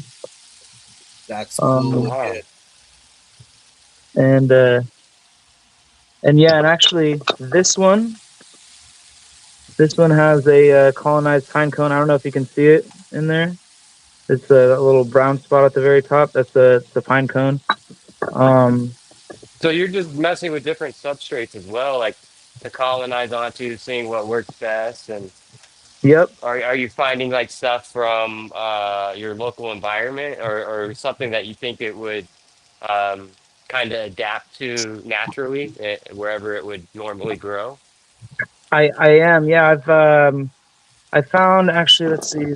This the wood that I've been using. I got to soak more of it, but I found this wood. I think it was from like a pine tree a few blocks away, and it's almost 100% colonized. And the AP stands for all-purpose because I made two experiments. I made barley flour, and then I made all-purpose flour. And I inoculated, different things, grain jars with a pine cone in it. There's pine cones, wood, and what was I going to say? Sorry, hold on. It looks like it's loving that pine cone there, though. It's like, it looks And like that's it's almost wild to fully me colonized. because like you'd think like pine, it's it's acidic as opposed to other, you know. What I've learned, man, is that everyone just wants you to fail. Like, except a few guys like Tyler here and you know, and other like you guys who seem very straightforward and kind of just, hey, let's figure this out, you know, kind of, Yeah. you know, like knowledge seeking guys. Everybody else who isn't as passionate, they just want you to fail. So they're just going to say shit to discourage you. And if you aren't fully committed, then yeah, you'll fail by never doing it. You'll fail by never trying and Fuck never yeah. going forward. So Love it, bro. I've freaking done so many things that like the mainstream shroomery would consider wrong or bad advice that uh the mycology community uh would consider, you know, like it's just like I also haven't had a whole lot of like success. I don't have like pictures where, you know, I've fruited these gymnopolis out, these you know, southwest you know, desert loving whatever wood loving mushroom gymnopolis little and other species of gymnopolis out. Um and that's not because they don't like I don't know how to do it or like it's just like I want perfection, and there's been things in like these grows that like haven't been perfect, and so I'll be like, I'm not going forward with that, and I just fucking chuck them outside, and they never fruit outside, so I still never have any pictures of them fruited. But I mean, Well, I mean, you look at like there's not a lot of microbes people and doing it, you know. So I oh, don't know. I think every failure is something learned, right? I don't Yeah, oh know. yeah, right. Like it's something that a lot of and mainstream anything sucks. yeah, Like when you get down to it, like mainstream kills anything wild, you know. And what you're doing is kind of wild at the core. You're going out Right. there and you're seeing what's working instead of trying to listen to somebody who, you know what I mean. Yeah, I don't know. So mad props to you. Oh yeah. it's Fucking right, bro. mushrooms, man. If it thanks. works, it works. You know, that's the way I look at it. So yeah, I've been on the streaming and seen some of the stuff. You know, it's like that's the wrong way. You're doing it wrong. But it's like obviously I've seen you. You know, looks like you have some nice mycelium there. You know, and Thank you. that's the first step. You know, especially with taking some of these outdoor foraging for these outdoor cultivars and trying them to grow indoor. You know, Right. Yep. you're working with like shroom like mushrooms that have not been like Yeah. tamed for like There's in no there's adapted. no information on Yeah, that. Like he's fucking setting the bar there, you know? it's Thank you, really bro. hard to take Yeah. something from the field and take it to like the lab. I mean, like wavy caps. I That's a really hard one. I mean, eventually we'll get it. But I mean, I'm Josh. I'm looking at like what you're showing, and I'm seeing a lot of colonization, man. So that's a good sign. It didn't look Right. like it was barely colonized. It looked like it was taken over. You know. Thanks, dude. Yeah, you know, I just gotta think. I think of the first mycologists. You know, the first guys interested in mushrooms, Yeah. finding them out in the wild, bringing them back into the lab, figuring out what makes them grow.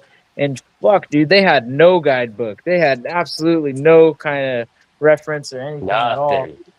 dude. Yeah. Just hours and hours of just trying to. Will this work? Will that work? Will this work? And then it's probably like the most simple solution was staring them in the face the whole time. They're like, "Oh, I needed to just crack the jar just a little bit. Like I had everything right, and then but they had to figure that stuff out from scratch. Nobody told them.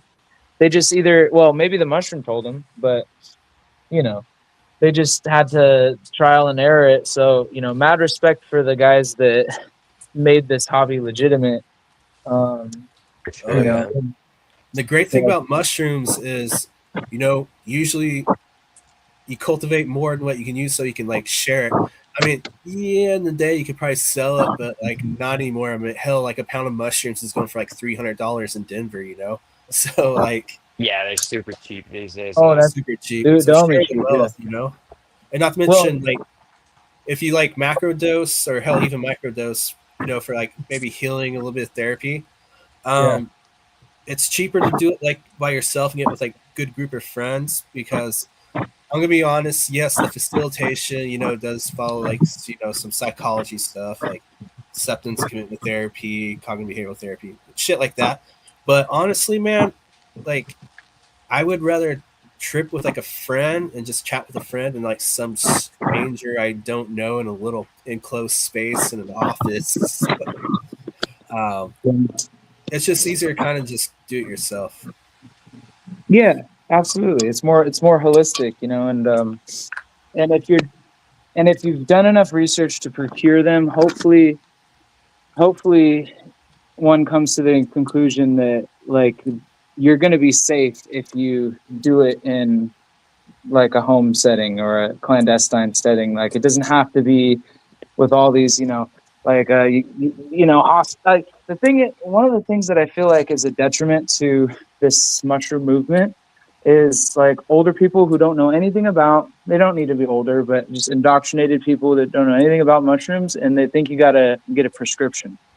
They think Yeah. it's like a weed thing, where because that's in some regards that's the easiest thing for us to compare it to. Talking with Yeah. somebody who isn't well versed, Well, but that's how I compared it when I first took mushrooms, right? The only thing I had to compare it to was cannabis and alcohol. I was young, and so like that's how my brain associated to it, and like how wrong I was.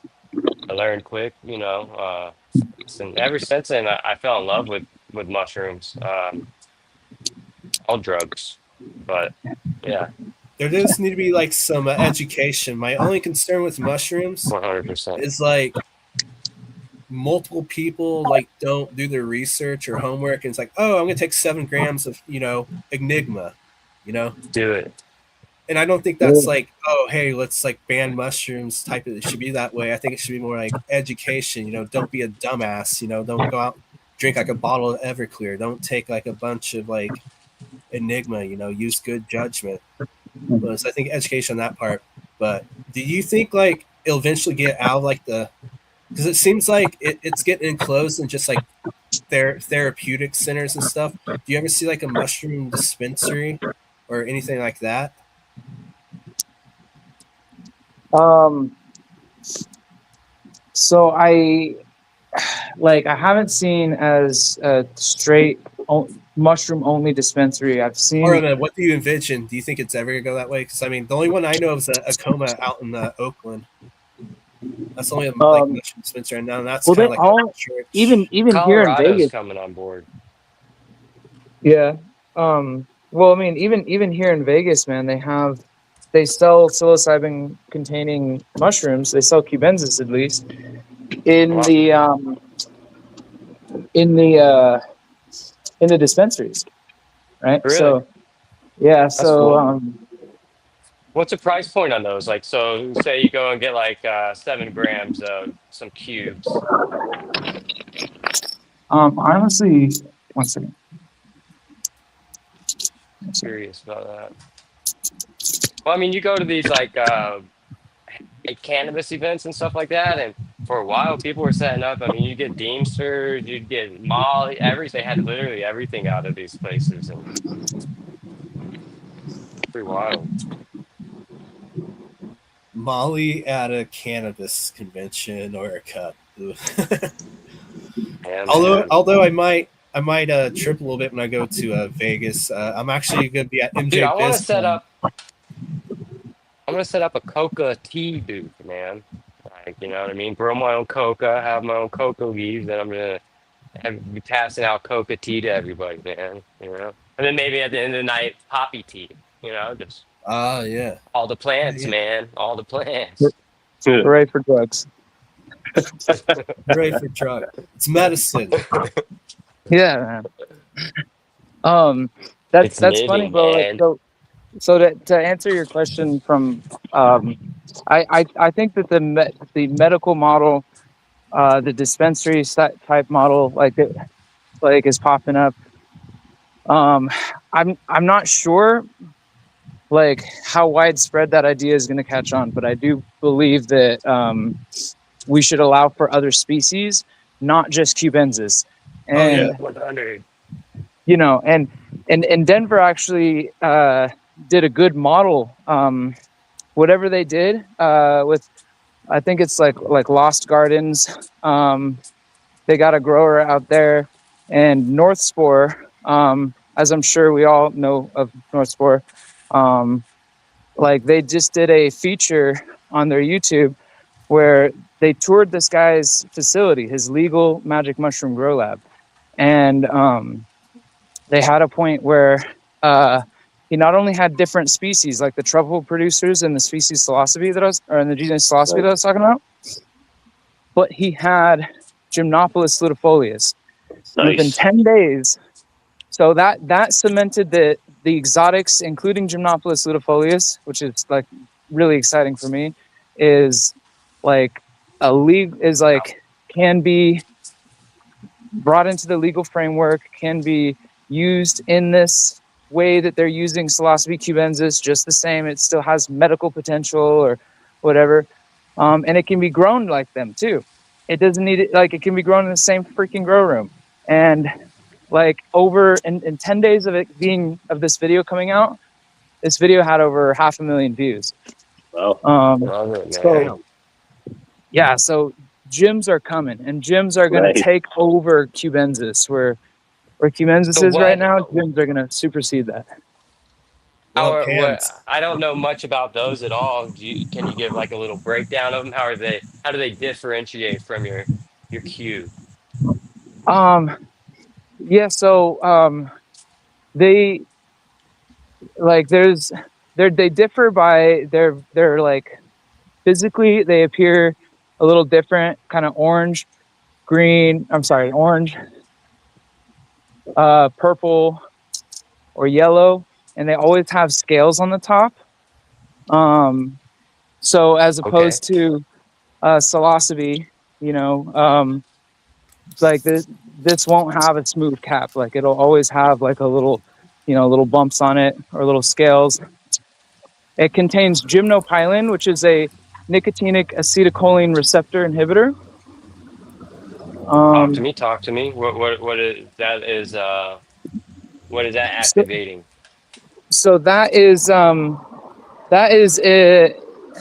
inhibiting the receptor site of the brain where you basically have like that. I think the nicotine feedback loop is kind of implied in that, but I'm also, and this is where this bridges off to bro science. I'm just gonna forewarning. The nicotinic acetylcholine receptor site, if it gets degraded enough, is responsible for the onset of Alzheimer's.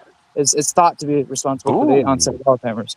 So here we go. The entourage effect of psilocybin, which we know is neuroprotective and heals synapses and dendrites and stuff, and the gymnopilin, which is targeting that site of the brain in particular, it could perhaps heal that area of the brain. Huh? Yeah, like regenerate it, if not protect it at the very least. And yeah, so that's huge, man. Yeah. So I haven't seen any adverse effects. I'll be the first to experience them, because I'm going to be the first to dive deep with the Gymnopolis ludifolius. You can't really find much dosage guide. Yeah, like anything online is like everybody is either heard something and they're trying to sound smart for you, or they've either heard something or they've done a small amount that may or may not have been cultivated. Like I'm talking like 2 grams or less, and can actually verifiably like recall the details of their trip. What kind is it potent? Like what type of experience is it? So there's all sorts of species of Gymnopolis, and there's all sorts of species of the ones that look the same. They look like ludifolius. So I just clump them together basically on how they look, because there's Gymnopolis palmicola, dilepis, purpuratus, ludifolius, and aruginosus, and fulvia squamosus. They all look fucking exactly the same. Really? And yeah, so there was one that got tested from Baja, California, which is just south of where I found most of my genetics of gyms. and it came back as 0.6% psilocybin per dried gram, which all the data I could find,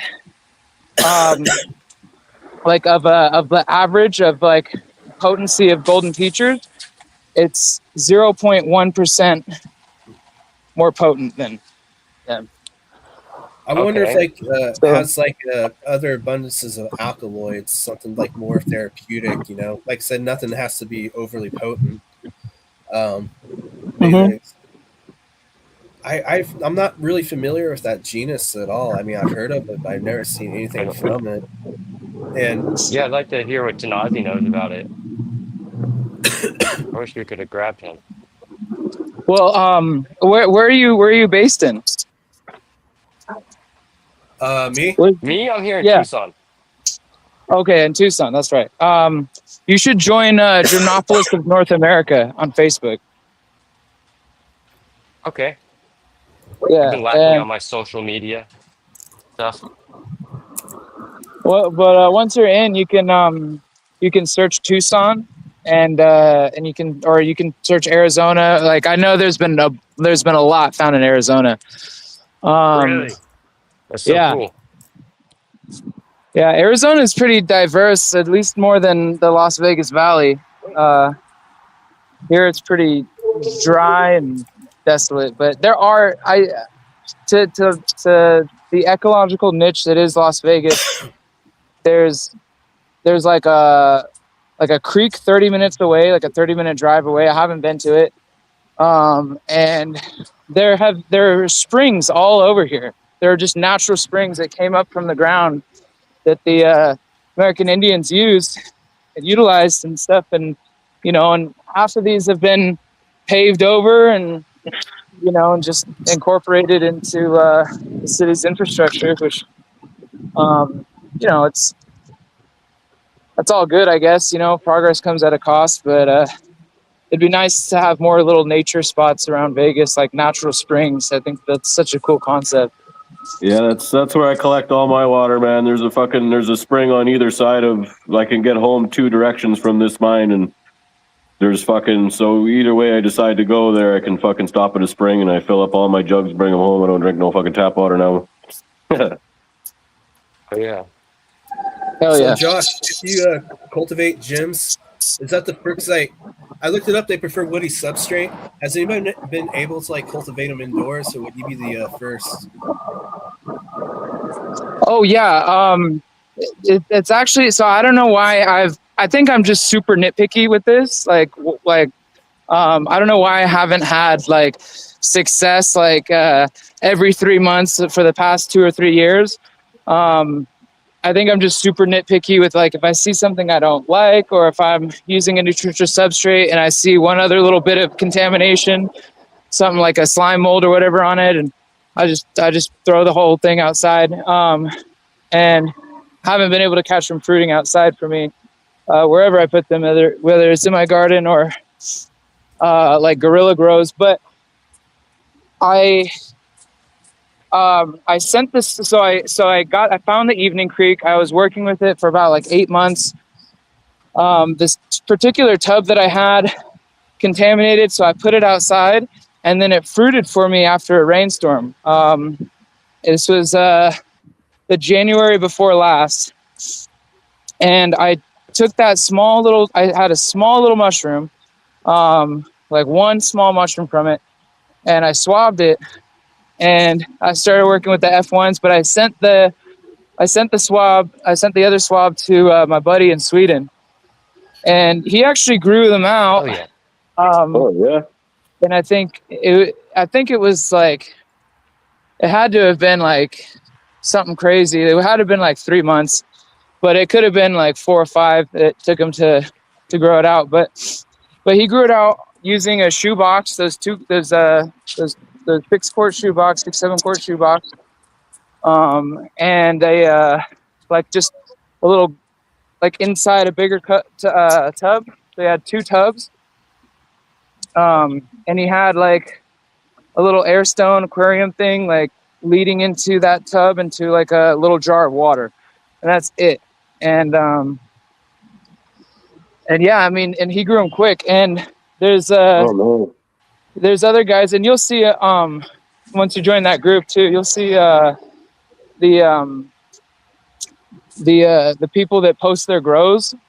I sell the spores of this species, so I'm not gonna be too public with my with like any fruits, you know, once I get them.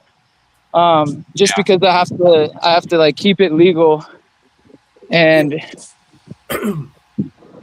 most people don't know this, but if you sell spores, I don't mean to interrupt, but I just wanted to finish saying, if you sell spores, you can do it legally.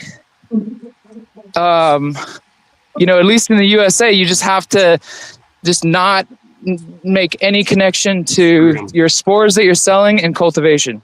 For Which research, means no Yeah, pictures, only. nothing. once you fruit Microscopy. it, it's over with. Yeah. Say what?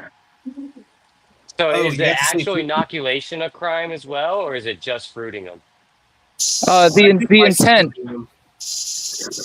The intent. Like if I hold the spores just to look at them under the microscope, you know, and if I give them to you to do the same or to sell to somebody else to do that, then that's all legal. That's perfectly legal.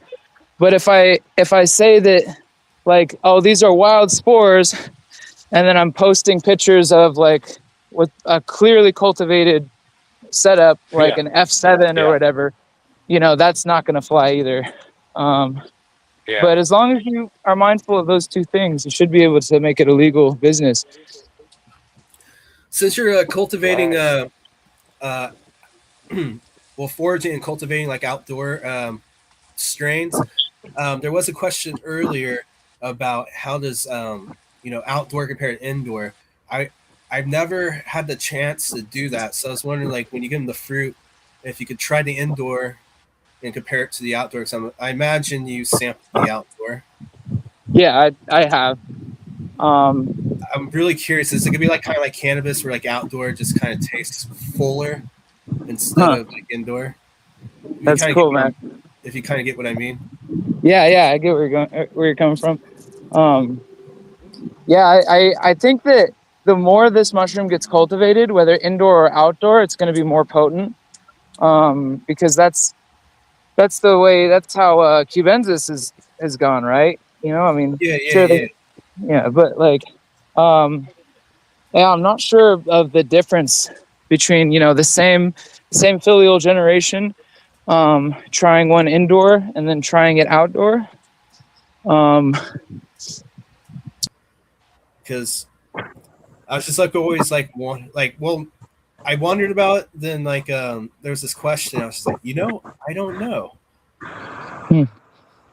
but it'd be cool. Definitely. It always seems like these freaking like shrooms or mushrooms that grow in like woody substrates, like bark and like wood chips and shit. It's just really hard to like cultivate it indoors. I don't know why. Yeah, like Josh sent me some spores of that ludifolius before, and like the swabs went good onto the plates and they went good into the fucking grain, but then when I put them on the substrate, it colonized it, but I couldn't get them to fruit for whatever reason. But like they all looked fucking pretty healthy and shit. So like, yeah, man, there's something that it's hard to recreate. Temperature, maybe. So the Gymnopolis is more forgiving than like the wavy caps, for instance, right? Like that's what I've come to understand. Now there are still some species in psilocybe that are considered maybe wood lovers, but can be fruited indoors with somewhat ease, despite the challenge of pulling them from the wild. And things like Zapatacorum and and Subtropicalis. But Tyler, you almost got them to fully fruit, right? Like you had pins at one point, and then yeah, dude, I did have pins. Died. I had pictures of the pins, and then they just stalled out. Mm-hmm. But now I'm thinking maybe I should have tried putting a glass of water with like an air stone, like you said your buddy did. Yeah, because I could remember I was in panic mode trying to figure out like I don't know, bro. Like spray them, maybe don't spray them, maybe like right. Like we just have no idea what to do because it's so new, you know. Much love, DP. Thank you so much for and coming on, brother. Cheers, brother. sorry, you kind of cut out there. Who, me? Or I think it's Ty. I Ty? was just saying cheers to DP there. He's bouncing there. His phone had enough for tonight. Cheers. But Hold on.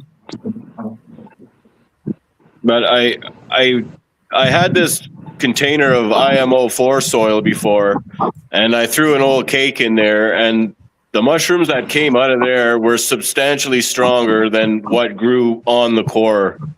I think so. Like, I think having like other microbes to compete with or something maybe just brings out more alkaloids, just like different genes are expressed through different microbiology in your system, and even in the cannabis, more terpenes are expressed. So I feel like you're probably getting more or stronger alkaloids in its fucking natural state when it's competing with that diversity. Yeah, that's probably right, man. Another thing that I just thought of is I'm like, man, I wonder if like by themselves, these gyms are gonna fruit off of the pine cones, Right? even in the jar. And if I could get like a whole, I know it won't be economical, but if I could get like a whole big setup, a bunch of jars, where they're all fruiting off of the pine cone, I could Right? try those versus the ones fruited off the wood versus the ones fruited off the core, Yeah, man. and kind of do a real comparison that way. Man, if you got it to fruit off of pine cones, that'd be fucking insane. I would have to see a picture or something, man. I've fucking seen pictures, bro. I've seen pictures. Crazy. That's what got me I'm like, oh fuck, I'm doing this. So here we go. DP. Figure it out. Pine cone tech. Pine cone tech. There we go. Hell yeah. I love that. So have you tried with other wood lovers as well, or the pine cone tech? No, just Subruginosa and Gymnopolis lutefolia so far. Let's see. I'm gonna probably butcher their pronunciation, but Alexi. The Sykes did great in alder bark and birch chips, so maybe that's something to think about. And here's another one. Alder chips still alive. Damn. Nice. Whoa. Okay.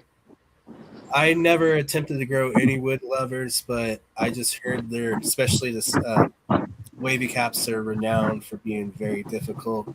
But alder chips. Okay. Interesting. That's pretty fucking sweet. Yeah,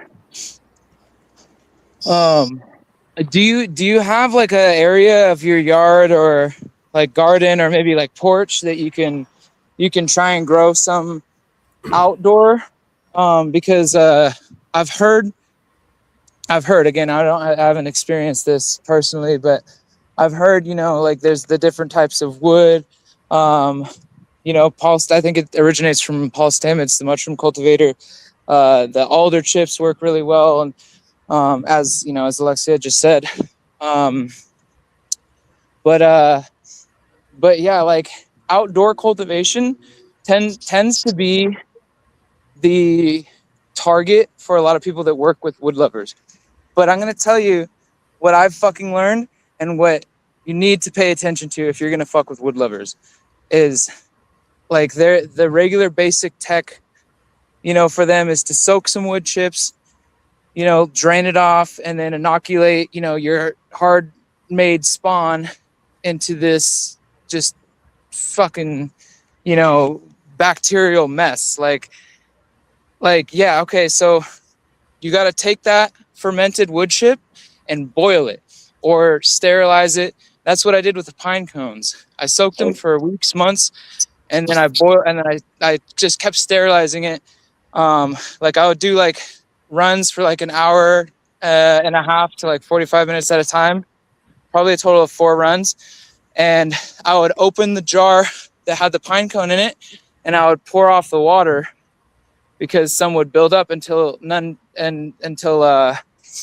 it wasn't like leaching water anymore. But basically, yeah, I'm a huge advocate of that. Yeah, thank you. I'm a huge advocate of that because I feel like that's another way that people will kind of not like maybe inadvertently try to get other people to fail, especially like people in the community. You know, they'll just be like, oh yeah, you know, like buy some spawn for me, or you know, or like you know, and all you have to do is soak some wood chips and you know, and then so on and so forth, and you know, put the spawn to the wood chips. And even if you're making your own spawn, like don't do that because that's a waste of spawn. Like and the energy and the argument is, oh well, it takes so much energy and gas and electric or whatever it is you're using to, you know, you operate your pressure cooker or whatever to boil the chips after that, you know, especially if you're making like a large batch. But it's like, wouldn't you rather just do it right and not like, it's just like, I don't know, I don't want to waste my spawn if I've spent like, you know, I've spent time, I've spent money, or sorry, not money, I've spent effort, energy on, you know, getting my spawn ready. And if I just put it to just unsterilized substrate, yeah, there might be that, you know, it might adapt when it's got some other competing microorganisms with it and you know, be beneficial. Like Ty was saying, with the IMO and the cake that he put in there. But for full colonization, for like that good solid white growth, like just sterilize it after. And yeah, and then that way, like, you know, it just has more inoculation points. It makes sense to me. It just has way more chance to fruit than it ever would Definitely. if you know, yeah, you left it out on its own. But that got me kicked off the shroomery. I'm fucking serious. I'm serious for saying that. There's that much gatekeeping that still goes on. And you'd think that it wouldn't, that it's not that prevalent with so like ego, because I people. mean, let's be honest, you're not gonna make a lot of money off of it. So don't know, bro. Like I just it's there has to be some like some scam, like I said, like something where like there's people selling like wood lover spawn, and you know, and they're selling it in a way to try to make it easily accessible to people. So they're telling people, oh, look at this popular tech, this Stamets tech. All you got to do is, you know, just soak your wood chips, you know, and then whatever. If it doesn't work out, oh, that's my bad, you know, whatever. Just buy another thing from me. Or I don't know, like that. But there is money in exotics. There's no more money in cubensis. Like there's, as we said, you know, $300 a pound in Denver. Like that's stupid. There's nobody. Yeah, there's. I mean, unless you're in somewhere in Vegas, dude. Like here, bro, they sell on Fremont here where I'm going to, in these little, they sell fake weed in these like little fake like dispensaries, but they also sell cubensis that have had all the psilocybin water sonicated out of them, right? So they've been grown in like a legal market or something. They've been processed, like extracted, like whole mushrooms. They've been extracted of all the psilocybin, probably using a water sonication machine.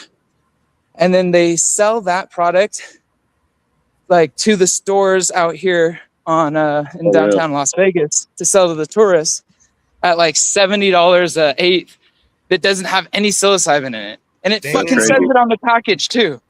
It says it. Yeah. So you do like an eighth of shrooms, don't even trip, but you pay like $70-$80 for it. Oh my god, I'd be so pissed. I'd be so pissed. I know, man. Yeah. So the dispensaries off of the strip or off of downtown is where you get the weed at, but that's also where you can get the mushrooms at. I've been hearing over this past summer, people going there to one of the famous dispensaries, and they're buying mushrooms, and I was like, and I immediately thought that they were the same mushrooms that they're selling downtown and on the strip, and I was like, yeah, but those don't get you. They're like, no, they fucking worked. They worked, and I was like, oh shit. I guess Vegas is doing that too now. But there's Because only so much money in it. when you said like I like mushrooms, I was thinking like 4-ACO, like the gas station gummies, like the psilocybin analog, but it's actually Right. like a real thing in Vegas, Yeah, like so coconut bars and stuff like that. The 4-ACO. well, like it's there's something that like with this progressional, like I don't know when it came into effect, but like let me just rewind back to 2020 and the 2019-2020 and in Southern California in San Diego they had the delivery dispensaries. They had on the menu mushroom chocolate bars.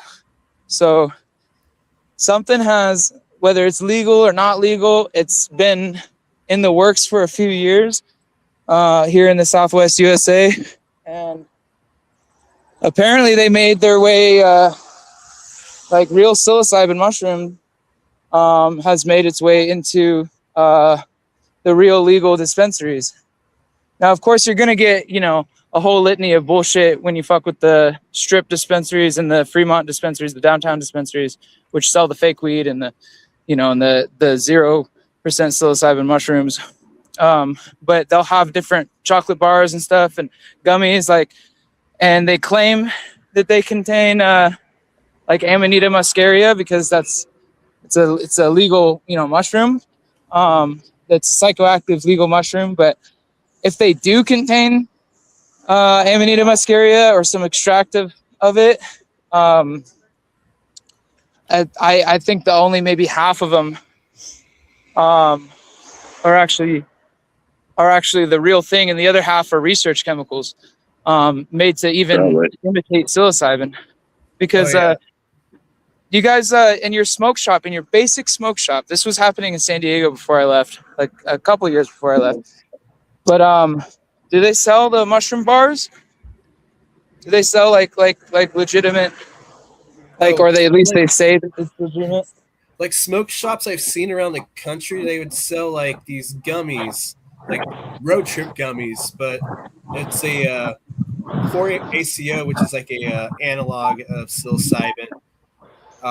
So they put on the package does not contain psilocybin. I think it's how like some of the smoke shops get around it. But I mean, I tried it once. I regret it. It's like the Delta 8 of psychedelics. But I tripped a little bit, but like it was bad. And I have a friend who runs a testing lab up in Portland. He does testing for like the regulated market for mushrooms. He said on some of those like gummies and stuff they sell at smoke shops, he was finding like horse tranquilizer and shit like that. Oh yeah. Well, boys, I don't mean to interrupt there, but my phone's gonna die real shortly there. So just wanted to say it was good to see you again, Josh. It's been a while, buddy. And James, thanks for fucking having us, man. And we should do this again sometime because fuck, man, it was good to catch up with Josh, man. And I've been wanting him to get on the channel for a long time here. So I'm happy it fucking worked out tonight.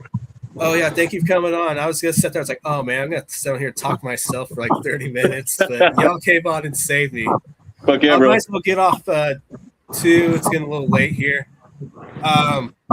Happy Real Dose Day, Josh. Thank you for coming on, man. I'm gonna start doing some more mushroom and psychedelic related podcasts, and you are more than welcome on anytime.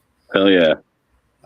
It's Real Dose Day. Some people are microdosing, maybe macrodosing, wink, wink.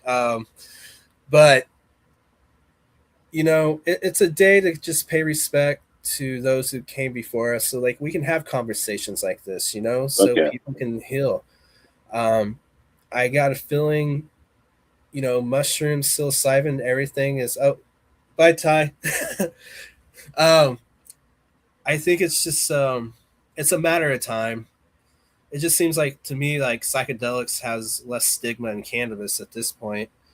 But I'm gonna probably get off here. Happy Real Dose Day, Josh. Thank you again, and chat. Thank you. It was getting a little anxious there, but all right. Peace out, y'all.